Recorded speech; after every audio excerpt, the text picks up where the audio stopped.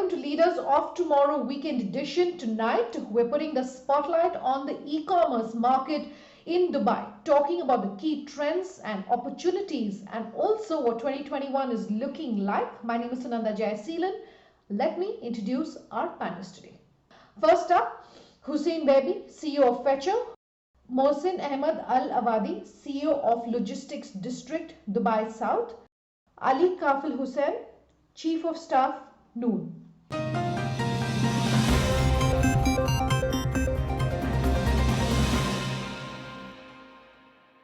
Gentlemen, thank you so much for your time here on the panel. Let me come to you first, Ali. Talk about how digitization and digital really has changed the way people are spending time online and how consumers are really shopping online. What can you tell us?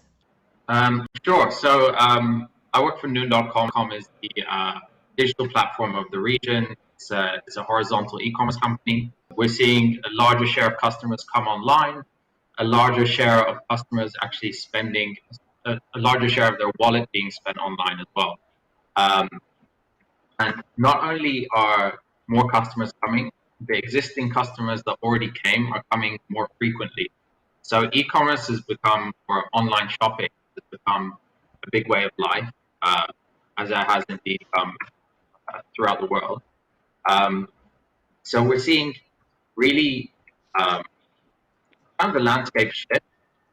Before, people were coming online for just a subset of product, mainly electronic, but now you see online grocery shopping, for example, is the norm. And really, business models need to, well, for example, Noon's business model needed to change significantly. So now, for example, launching a new groceries business, operations need to adapt not only in the technology that we have, but also in the delivery vehicles, for example. You need to enable cold chain vehicles. So everything has led to a shift in our supply chain, and that's what we've experienced in the past year. Let me read out some figures. $48.6 billion in 2022, up from $26.9 billion in 2018. That's the projected growth for the Dubai UAE market. What are the key trends? If you can talk to us about that, both Mohsen and Hussein, this question is open to the both of you. Where are the key opportunities? Where's the growth really coming from? Look, definitely the COVID-19 have accelerated the massive growth of e-commerce by maybe 10x, if not more than that. The initial projection for the whole MENA market was around $48 billion in 2022. But again, this can go up as well because today the brick and mortar is still there, of course. However, the access to brick and mortar has reduced because of, people are locked down and people prefer to stay at home. So in principle, I believe this number is going to go much higher, with a big focus on definitely groceries and food is a big chunk of this. If you take into consideration what is really keeping the delivery companies busy those days, it's much more of groceries, pharmacies, and the essentials. However, this will be extended, of course, to consumer goods, of course, fashion, electronics, and so on. So the crisis have done a great job in taking us at least 5 years ahead of where we're supposed to be. In terms of sort of opportunities and growth in the e-commerce market, I think what COVID did was sort of change the parameters when it came to e-commerce trade in the Middle East. Pre-COVID, people were cautious. There was a big chunk of the orders were going on cash on delivery. Now people are more accepting sort of prepayment. This has increased to as far as 46% of transaction are becoming more on the prepayment, with people are more comfortable using their credit cards. Second, countries like UAE just before COVID launched the sort of the e-commerce strategy in Dubai, and that's sort of gave sort of a blueprint for organizations if they wanted to operate out of Dubai for the region. More so, the sort of countries like Saudi Arabia and UAE, you can see that the penetration of internet was in the sort of the high 90s. The mobile usage was also similarly when it came to the usage. Even big economies like Egypt was also quite high when it came to sort of percentage of mobile and internet usage. Today, these infrastructure has shaped the e-commerce or allowed the e-commerce to grow very fast. We are probably one of the fastest growing region in the world when it came to e-commerce trade. And it allowed new companies to form, like Noon that we have, or Fetchr, who are also part of this webinar, to be formed, and they are creating opportunities not only for themselves as an organization, but I think also for the SME businesses to benefit from this sort of new venue of trading in the region. Last year, a lot of small businesses were forced to move online. How are organizations and businesses like yours really supporting this movement, this shift that has taken place? Hussein, Ali, this is to the both of you. The real experience of any consumer to buy online is the overall end-to-end experience. Last mile is a very important part of it. However, you have to have a comprehensive, good experience to really encourage you to keep on buying online, or to have the offline quick and efficient experience while buying online. So what we are doing here is we're trying as much as we can to leverage on our technology to ensure that we have a proper customer experience for the retailers and the merchants who work with us. And we're not talking only about the big boys and the big players. We're talking also about SMEs, small businesses who are coming very recently to the online business. They may have an order or two per day. However, we need to support them to scale up and go into hundreds and thousands of orders every single day. So enabling those companies is very important for us, and it's very good for the ecosystem as well. Yeah, Hussein's right. During the pandemic, a lot of sellers were forced to come online. Our role as an e-commerce company is to really enable them through that whole journey, end-to-end journey. Everything from day one, which is training them, teaching them what e-commerce actually is, to creating their online content for them to put on a website like Noon's, to getting things delivered to the warehouse, to actually delivering it to the customer. So we support them through that whole end-to-end journey. If something's selling well, we want to help continue those sales to that sale momentum. So we tell them, give us more. If something's not selling well, then we tell them, don't send us any more because there's no demand or appetite for it. So really, the two things are being, we supported them in hand-holding them across their e-commerce journey, and then the second thing is providing that visibility about sales projections and where their business is heading online. Given how much the online market is now suddenly seeing a lot of action, a lot more entrepreneurs, of course, coming into this space. Your advice on how someone should look at differentiating themselves, and maybe you could take a leaf out of your own book, really talk about how businesses should be and are differentiating themselves. Personally, I don't think that the market is crowded, considering that today UAE, or before the COVID, the penetration of the e-commerce was just 4%. Today, with the COVID, that has increased. There was a sort of a temporary surge in the percentage. However, if you compare it to areas where it's developed more, the e-commerce, you're talking about 13-14%. So there is quite a lot of room for companies to come into the region, especially in the UAE. UAE is the highest penetration, 4%. Saudi Arabia is lower. The region itself, as the Middle East, is 1.9 to 2%. So I don't think it is crowded. There's still more opportunities for people to come and people to be part of this growth that we're seeing in the Middle East when it comes to e-commerce trade. Gentlemen, I have to take a quick commercial break. On that note, we're back in just a moment.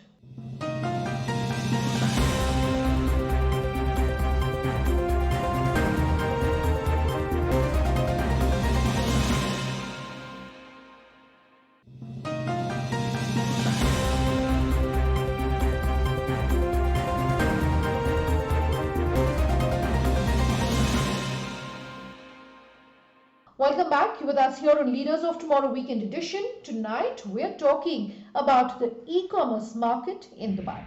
Ali, what tools should really be included in any entrepreneur who's looking at the digital / online space? What digital tools should it be? Chatbots, lists, etc. Really, what would you want to tell them? The piece of advice we would give to any people entering the online space and doing it alone would be invest in your team heavily. The main challenge we have in this market here is being able to get a good team in place, both to support your technology and operations, and as well as your growth. So in terms of bringing traffic to the platform. So number one, on your technology, you need a good team in place who can build the app and connect it to other elements of your business. On the second front, you need people who deeply understand operations. And number three, people who really understand the different customer cohorts, how to acquire customers and retain them as well. So really, the advice we have is don't cut any corners on your team. Invest heavily on that aspect, and as long as they're hungry and willing to learn, which I think we are all doing in the e-commerce space, then it should be. Mohsen, to you, how important really is India, both from a consumer as well as a selling sort of a standpoint, and what markets outside of Dubai, outside of the UAE region, are really looking important to you? Can you talk to our viewers about that? If you look at outside of sort of Middle East and North Africa, the growth are still very much in the developing areas, whereas Latin America, Asia Pacific, the Southeast Asian market are sort of seeing one of the highest growth when it comes to e-commerce, where the growth are close to or more than 20% in most of these areas. Now, these growth are very good, and they are also in an economy where people are now becoming more and on a daily basis being connected to the internet or mobile usage and smartphones. And I think that's where the opportunity. When it comes to Indian market, I think one of the success stories we had was Indian e-commerce players can now see themselves having an opportunity to go in, not in Middle East, North Africa, and also to some of these areas. Today, we have a successful stories of a company which is very famous in India, Fetchr, have successfully moved, outside of India and established here in Dubai for sort of a distribution in the region in the Middle East. And that just shows that the infrastructure here, the close business type relationship that the UAE has with India allows and enables such move of companies to take opportunity. And then giving the sort of the network of logistics that are available here in Dubai, it allows them to serve a much greater region. And these regions could not only be limited to Middle East and North Africa, but it could be even to other areas of Latin America and even to Southeast Asia, considering the great connectivities like the airlines that we have, being it Emirates or Etihad or even some of the low budget airline like Al Arabia and Fly Dubai, who have a very good network of cargo that delivers to these regions. And on top of that, the soft infrastructure when it comes to regulations, rules has sort of improved quite drastically. And I mentioned earlier that we had the sort of the Dubai e-commerce strategy. It has looked at all the sort of the challenges, the bottlenecks that for companies to operate in the region, and it's addressing them. And we have been quite successful. And it wasn't just COVID stopping. I think COVID allowed us to look at these opportunities more and also to enhance executing them or at a much faster speed. Ali, in 2019, Dubai had, of course, declared its intention of becoming the global e-commerce hub. What are the opportunities, what are the trends for an entrepreneur who's watching this interview that you would like to tell them the Dubai UAE market and region is really offering to them?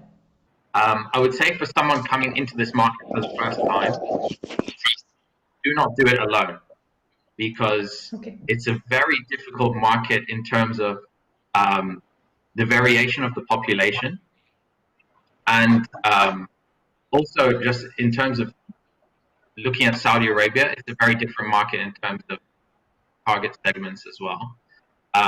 So we would say use third-party support. So look at one of the horizontal players who can actually come in and support you with fulfillment, logistics, and marketing your products online, rather than coming in and doing all that investment by yourself. I think for Indian companies to come into the region, they need to understand and the sort of the dynamics. UAE is a quite diverse when it comes to multicultural. We have over 200 nationalities. And if you go out to some of the other countries in the Middle East, that sort of diversity is not there. However, the demand, sort of the buying basket, sort of the purchasing power is quite there. The basket sizes in the Middle East tend to be sort of the large or high, on the higher side compared to the rest of the world, and that is sort of quite significant. That companies who are coming in, there are customers that will be interested to purchase. Now, the significance of UAE serves both ways for the companies who are from India who are looking at, both for them to serve the Middle East out of Dubai, and I think also if they want anything that needs to be served into India out of Dubai also could be an option. And I think that's one of the things where we are blessed with companies who have put this network in place when it comes to the logistics and the couriers, and of course the sort of all the trade communities and the business communities that have great excellent relationship with India that enables such coexistence and sort of subject opportunities for companies to work with. Now here, one of the things that we have done at Dubai South is we created and sort of an area, as we're naming it, that's Easy Dubai.